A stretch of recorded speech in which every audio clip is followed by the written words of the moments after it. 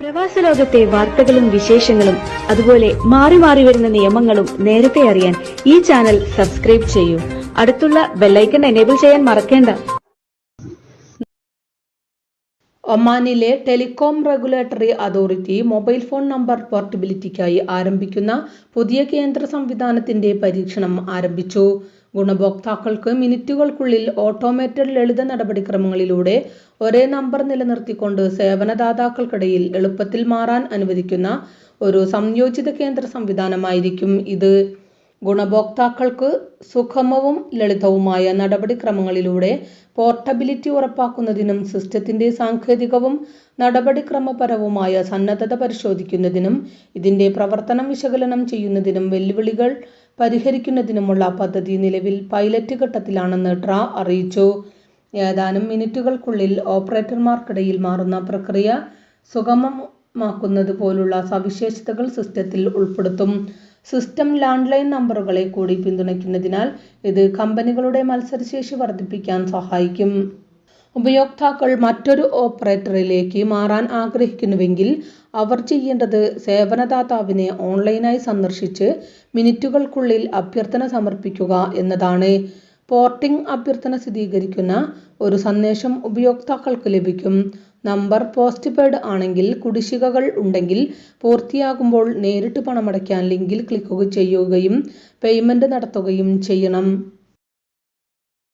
ഹരിപ്പാട് കൂട്ടായ്മ മസ്കത്ത് വാർഷിക പൊതുയോഗവും ഓണാഘോഷവും സംഘടിപ്പിച്ചു. ഓണാഘോഷത്തിന്റെ ഭാഗമായി വിവിധ കലാപരിപാടികൾ അരങ്ങേറി. വിഭവസമൃദ്ധമായ ഓണസദ്യയും ഒരുക്കിയിരുന്നു. മസ്കത്ത് ഞാറ്റുവേല ഫോക്ക് ബാൻഡിന്റെ നാടൻപാട്ട് ശ്രദ്ധേയമായി. വാർഷിക പൊതുയോഗത്തിൽ 2025-26 വർഷത്തേക്കുള്ള എക്സിക്യൂട്ടീവ് അംഗങ്ങളെയും ഭരണസമിതിയെയും തിരഞ്ഞെടുത്തു. ഡോളറുമായുള്ള വിനിമയ നിരക്കിൽ കരുത്താർജിച്ച് ഇന്ത്യൻ രൂപ. കഴിഞ്ഞ 2 ദിവസങ്ങളിലായി സമീപ ആഴ്ചകളിലെ ഏറ്റവും കുറഞ്ഞ വിനിമയ നിരക്കാണ് ഒമാനിലെ ധനവിനിമയ സ്ഥാപനങ്ങൾ നൽകിയത്. ഒരു റിയാലിന് 227.90 രൂപയാണ് ലഭിക്കുന്നത്. കഴിഞ്ഞ ആഴ്ചയിൽ 230.50 രൂപ വരെ വിനിമയ നിരക്ക് ലഭിച്ചിരുന്നു. വരും ദിവസങ്ങളിലും സമാന സ്ഥിതി തുടരുമെന്നാണ് മണി എക്സ്ചേഞ്ചുകൾ നൽകുന്ന സൂചന. പ്രവാസികൾക്ക് ഇത് സന്തോഷകരമായ വാർത്തയല്ല.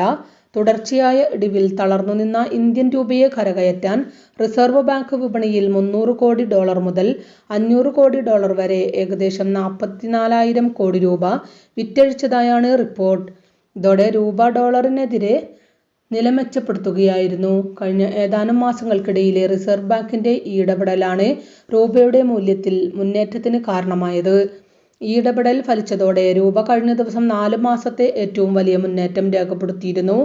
തുടർന്നുള്ള ദിവസങ്ങളിലും മുന്നേറ്റം നിലനിർത്തിക്കൊണ്ട് ഒരു $ഡോളറിനെതിരെ 87.70 എന്ന നിലയിൽ രൂപ വ്യാപാരം അവസാനിപ്പിച്ചു. യുഎസിന്റെ വാണിജ്യ നികുതികൾ, ഓഹരി വിപണിയിലേക്കുള്ള വിദേശ നിക്ഷേപത്തിന്റെ കുറവ്, സ്വർണ്ണ ഇറക്കുമതിയിലെ വർദ്ധിച്ച ആവശ്യം എന്നിവയെ തുടർന്ന് രൂപയുടെ മൂല്യം അടുത്തിടെയായി കടുത്ത സമ്മർദ്ദത്തിലായിരുന്നു. RBI ഇടപെടുന്നതിന് മുമ്പ് രൂപ 88.80 എന്ന എക്കാലത്തെയും താഴ്ന്ന നിലവാരത്തിന് അടുത്തതായിരുന്നു രൂപയുടെ വ്യാപാരം നടന്നിരുന്നത്. കാനഡയിൽ നിന്ന് ഒമാനിലെത്തിയ മലയാളി മുങ്ങി മരിച്ചു. തൃശൂർ വാടാനപ്പള്ളി സ്വദേശി മുഹമ്മദ് ഹാഷിം 37 ആണ് മരണപ്പെട്ടത്. സലാലയിലെ ഐൻ ജർസീസ് വാദിയിൽ ചൊവ്വാഴ്ച വൈകിട്ടോടെയാണ് അപകടമുണ്ടായത്. കാനഡയിൽ നിന്നും സൗദിയിലെത്തി ഉംറ കഴിഞ്ഞ് സലാലയിലുള്ള മാതാപിതാക്കളുടെ സമീപത്തേക്ക് വന്നതായിരുന്നു. കുടുംബസമേതം വാദിയിൽ കുളിക്കാൻ ഇറങ്ങിയപ്പോൾ മുഹമ്മദ് ഹാഷിം മുങ്ങിപ്പോവുകയായിരുന്നു. Risala study circle Canada national wisdom കൺവീനറായിരുന്നു മുഹമ്മദ് ഹാഷിം. പിതാവ് അബ്ദുൽ ഖാദർ, മാതാവ് പൗഷബി, ഭാര്യ ഷെരീഫ, മക്കൾ ഹാദിയ മറിയം, സൈനുൽ ഹംദ്, ദുആ മറിയം. മയ്യത്ത് ഇന്ന് സലാലയിൽ ഖബറടക്കും. ഒമാന്റെ വാർഷിക പണപ്പെരുപ്പ് നിരക്ക് സെപ്റ്റംബറിൽ 13 മാസത്തെ ഏറ്റവും ഉയർന്ന നിലയിലെത്തി. പ്രധാനമായും ഗതാഗത ചെലവുകൾ ഉയർന്നതാണ് ഇതിന് കാരണമെന്നും നാഷണൽ ദേശീയ സ്ഥിതിവിവര കേന്ദ്രം പുറത്തിറക്കിയ ഉപഭോക്തൃവില കണക്കുകൾ വ്യക്തമാക്കുന്നു.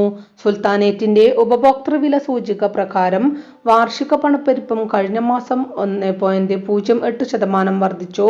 ഓഗസ്റ്റിൽ ഇത് 0.5% ആയിരുന്നു. 2024 ഓഗസ്റ്റിന് ശേഷമുള്ള ഏറ്റവും ഉയർന്ന നിലയാണിത്. അന്ന് പണപ്പെരുപ്പം 1.13% ആയിരുന്നു. ഗതാഗത വിഭാഗത്തിൽ കുത്തനെ ചെലവുയർന്നതാണ് പണപ്പെരുപ്പത്തിലെ വർധനവിന് പ്രധാനമായും കാരണമായതെന്ന് ഒമാന്റെ ഉപഭോക്തൃവില സൂചികയിൽ പറയുന്നു. മണിക്കൂറിൽ 200 കിലോമീറ്റർ വേഗതയിൽ വാഹനമോടിച്ചതിന് ഡ്രൈവർക്കെതിരെ കേസെടുത്ത് റോയൽ ഒമാൻ പോലീസ്. സ്വന്തം ജീവനും മറ്റുള്ളവരുടെ ജീവൻ അപകടത്തിലാക്കുന്ന തരത്തിൽ അശ്രദ്ധമായി വാഹനമോടിക്കുന്ന വീഡിയോയും പ്രചരിച്ചിരുന്നു. സംഭവം ശ്രദ്ധയിൽപ്പെട്ടതോടെ വാഹനം ഓടിച്ചയാളെ Muscat governorate police command arrest ചെയ്യുകയും ഇയാൾക്കെതിരെ നിയമ നടപടി സ്വീകരിക്കുകയും ചെയ്തിരുന്നു.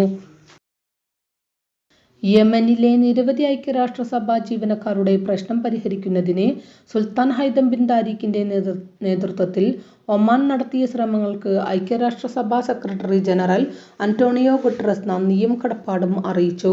വിദേശകാര്യമന്ത്രി Sayyid Badr bin Hamad Al ബുസൈദിയുമായി നടത്തിയ ഫോൺ സംഭാഷണത്തിൽ ഒമാന്റെ മാനുഷികവും നയതന്ത്രപരവുമായ പങ്കിനെ UN സെക്രട്ടറി ജനറൽ പ്രശംസിച്ചു. തുർക്കി പ്രസിഡന്റ് റജബ് തൊയ്യിബ് ഉർദുഖാൻ 2 ദിവസത്തെ സന്ദർശനത്തിനായി ഇന്ന് ഒമാനിലെത്തും. സുൽത്താൻ ഹൈതം ബിൻ താരിഖുമായി കൂടിക്കാഴ്ച നടത്തും. ഇരു രാജ്യങ്ങൾക്കുമിടയിൽ പങ്കാളിത്തം കൂടുതൽ ശക്തിപ്പെടുത്തുക എന്ന ലക്ഷ്യത്തോടെയാണ് ഉർദോഖന്റെ ഔദ്യോഗിക സന്ദർശനം. ഒമാനും തുർക്കിയയും തമ്മിലുള്ള ദീർഘകാല സൗഹൃദവും സഹകരണവും വർദ്ധിപ്പിക്കുന്നതിന്റെ ചട്ടക്കൂടിനുള്ളിലാണ് ഈ സന്ദർശനമെന്നും ഇരു രാജ്യങ്ങളുടെയും വികസനവും സമൃദ്ധിയും മുന്നോട്ട് കൊണ്ടുപോകുന്നതിനുള്ള പ്രതിബദ്ധതയെ ഇത് പ്രതിഫലിപ്പിക്കുമെന്നും റോയൽ കോർട്ട് അഫയേഴ്സ് പ്രസ്താവനയിൽ പറഞ്ഞു. കഴിഞ്ഞ വർഷം സുൽത്താൻ തുർക്കി സന്ദർശിക്കുകയും നിരവധി വികസന കരാറുകളിൽ ഇരു രാഷ്ട്രങ്ങളും ഒപ്പുവയ്ക്കുകയും ചെയ്തിരുന്നു. ഇൻഖാസൂർ റീജിയണൽ കമ്മിറ്റിയുടെ ആഭിമുഖ്യത്തിൽ സൗഹൃദ സംഗമവും അവാർഡ് ദാനവും 24 വെള്ളിയാഴ്ച വൈകിട്ട് 6 മണിക്ക് സൂർ ക്ലബ്ബിൽ നടക്കും. സൂറിലെ കലാകാരന്മാർ അണിനിരക്കുന്ന കലാവിരുന്നും സാംസ്കാരിക സമ്മേളനവും നടക്കും. പരിപാടിയോടനുബന്ധിച്ച് ജീവകാരുണ്യ പ്രവർത്തകനുള്ള ഇൻഖാസൂർ പുരസ്കാരം മുഹമ്മദ് അമീൻ സേഠിന് സമർപ്പിക്കും. PDPയുടെ പ്രവാസി ഘടകമായ പീപ്പിൾസ് കൾച്ചറൽ ഫോറം 2026-27 മസ്കത്ത് മേഖലാ കമ്മിറ്റി ഭാരവാഹികളെ പാർട്ടി ചെയർമാൻ പ്രഖ്യാപിച്ചു. ബഷീർ പലച്ചിറയുടെ അധ്യക്ഷതയിൽ നടന്ന യോഗം അൻസിൽ ഉദ്ഘാടനം ചെയ്തു. ബഷീർ പലച്ചിറയെ പ്രസിഡന്റായും റുഷിദ് അമീറിനെ സെക്രട്ടറിയായും അലാവുദ്ദീനെ ട്രഷറർ ആയും തിരഞ്ഞെടുത്തു. വടക്കൻ ബാത്തിന ഗവർണറേറ്റിൽ നിർമ്മാണത്തിലിരിക്കുന്ന വീടുകളിൽ നാശനഷ്ടങ്ങൾ വരുത്തുകയും വൈദ്യുത കേബിളുകൾ മോഷ്ടിക്കുകയും ചെയ്തതിന് 2 വിദേശികളെ പോലീസ് അറസ്റ്റ് ചെയ്തു. ബുറൈമി കലാ കായിക സാംസ്കാരിക സമിതിയുടെ നേതൃത്വത്തിൽ കുടുംബ സംഗമവും ഓണാഘോഷവും ബുറൈമി വിമൻസ് അസോസിയേഷൻ ഹാളിൽ അരങ്ങേറി. രാവിലെ 10 മണിക്ക് ജോസഫ് ഷിഞ്ചു എന്നിവരുടെ നേതൃത്വത്തിൽ ഒരുക്കിയ പൂക്കള പ്രദർശനത്തോടെ ആഘോഷ പരിപാടികൾക്ക് തുടക്കം കുറിച്ചു. തുടർന്ന് 11 മണിക്ക് ആരംഭിച്ച പുലിക്കളിയും താലപ്പൊലിയുടെയും അകമ്പടിയോടെ മാവേലി എഴുന്നള്ളത്ത് നടന്നു. വേദിയിൽ കലാപരിപാടികൾ അരങ്ങേറി. വനിതകളുടെയും കുട്ടികളുടെയും നൃത്തവും പാട്ടുകൾക്കും സാന്ദ്ര ഷിൻചു, അനുജ പ്രവീൺ, സരിഹ സിറാജ് എന്നിവർ നേതൃത്വം നൽകി. അന്നപൂർണയുടെ അവതാരികയായിരുന്നു.